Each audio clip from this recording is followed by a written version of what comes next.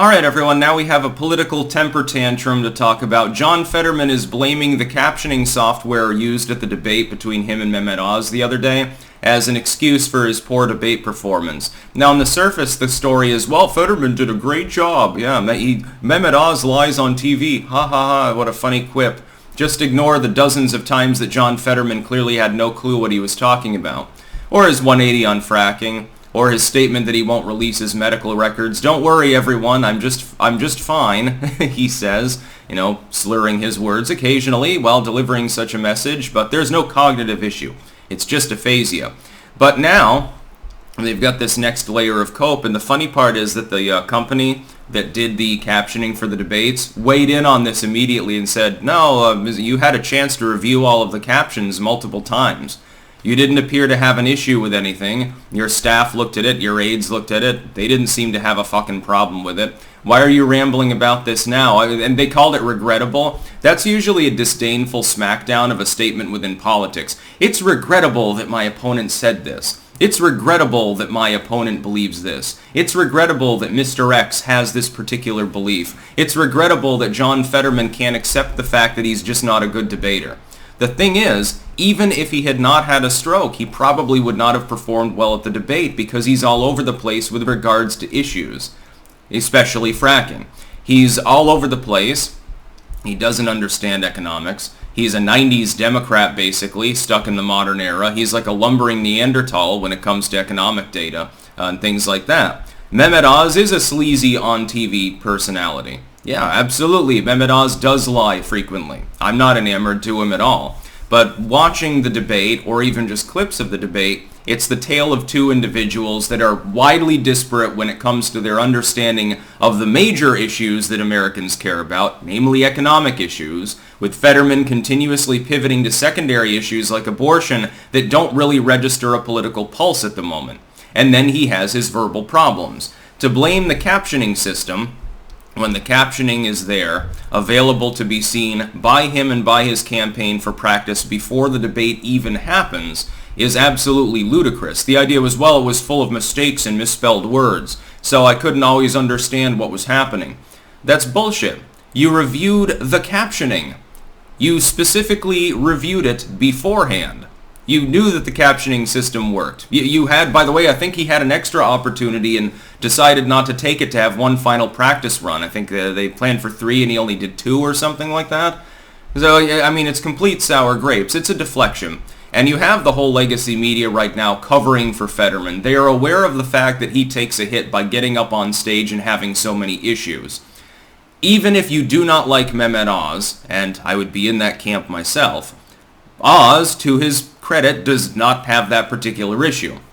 When the legacy media comes out and talks about ableism, well, people are criticizing him for his mistakes, but disabled Americans have the right to representation.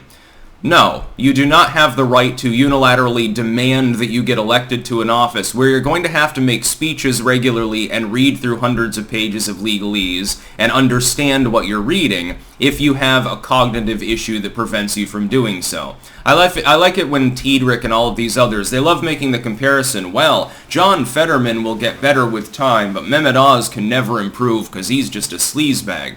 When you have a massive stroke, a life-threatening one, it's not a mini stroke like Ron Paul had, last year. He had a massive stroke that almost killed him. If you end up getting cognitive damage from that, whether it's outright brain damage, it triggers aphasia, whatever, there is no guarantee you ever fully recover. You probably recover somewhat, but there's no guarantee that you ever fully recover. People have strokes, sometimes half their face is partially paralyzed. They don't always regain full use of that side of their face. It can lead to a permanent lopsided look in the way that they appear. It's not a statement about them being blighted or a bad person or anything like that, and if it were just John Fetterman had slurred speech because half of his face wasn't operating at full peak capacity, nobody would care. Nobody would make it an issue. The fact is, though, that there remains the lingering question about his cognitive skills, not understanding verbal language and needing captioning. That was just a throwaway that Mehmet Oz originally... I remember when Mehmet Oz said, hey, we'll do this for the debate, he was called insensitive. Oh my god, you're joking about the fact that I had a stroke. It seems that Fetterman liked the idea enough to go through with it, I will point out. Anyway, It's the cognitive issue. The possibility that John Fetterman has irreparable degrees of brain damage to one degree or another. It could be mild, it could be worse than that. And he won't release his medical records.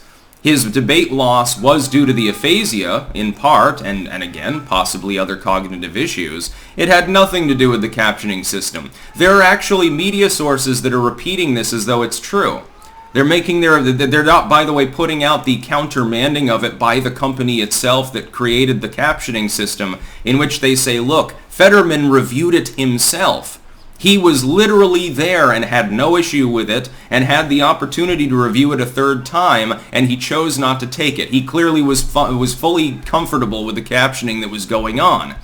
Clearly, he had no cognitive problem with understanding it at that point, but once he was up on stage, I guess Mehmet Oz sent out his evil little gremlin minions to tinker with the system. Next, are you going to claim sabotage next? Your opponent kicked the captioning on the way through, and all of a sudden R and D got switched up occasionally or something? I wouldn't put it past him and his campaign to do that, because what's happening here is desperation. You're 2 weeks out, well, now a week and 6 days out, from the midterms. It's coming up quickly. New polling shows effectively a dead heat in an election in which late breakers probably break for the GOP. If you're not decided on supporting the Democrats at this point, I can't see any reason you would late break for them. You see early voting results in a number of states that show a lackluster lead for the Dems in early voting and mail-in ballot systems where they typically lead by a massive margin. It's massively blunted this time, especially with regards to Florida. It's not a big difference between the registry of the votes being returned. You have a widening of the polls, usually in favor of the GOP, in numerous competitive states. And even if you didn't have proper polling in Pennsylvania, you would expect that probably to follow suit because it's going to trend in that same direction based on major national issues.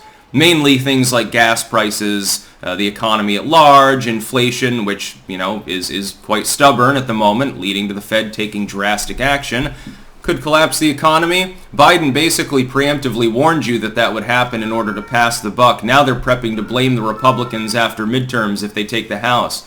They crashed the economy because they didn't want to pass the Green New Deal. That you're literally going to see that, by the way. Just to be clear, that is now inevitable. John Fetterman is just being sour grapes. He's lying flat out. He knows that his poor debate performance was due to his own cognitive defect and had nothing to do with the fucking captioning system. That's about all. Peace out.